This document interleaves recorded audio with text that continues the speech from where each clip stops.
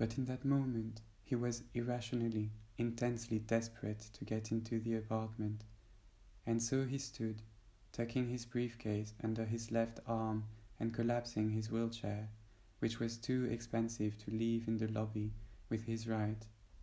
He began to work his way up the stairs, cleaving his left side to the wall, gripping the chair by one of its spokes. He moved slowly. He had to hop on his left leg while trying to avoid putting any weight on his right, or letting the wheelchair bang against the wand. Up he went, pausing to rest every third step. There were 110 steps from the lobby to the 5th floor, and by the 50th he was shaking so badly he had to stop and sit for half an hour. He called and texted Willem again and again. On the 4th call, he left the message he hoped he would never have to leave. Willem, I really need help. Please call me. Please. He had a vision of Willem calling him right back, telling him he'd be right there, but he waited, and Willem didn't call, and finally he managed to stand again. Somehow, he made it inside, but he can't remember anything else from that night. When he woke the next day, Willem was asleep on the rug next to his bed, and Andy asleep on the chair they must have dragged into his room from the living room. He was thick-tongued, fogged, nauseated, and he knew that Andy must have given him an injection of pain medication, which he hated.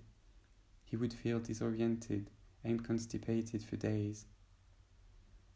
When he woke again, Willem was gone, but Andy was awake and staring at him. Jude, you've got to get the fuck out of this apartment, he said quietly. I know, he said. Jude, what were you thinking? Willem asked him later, after he had returned from the grocery store and Andy had helped him into the bathroom. He couldn't walk.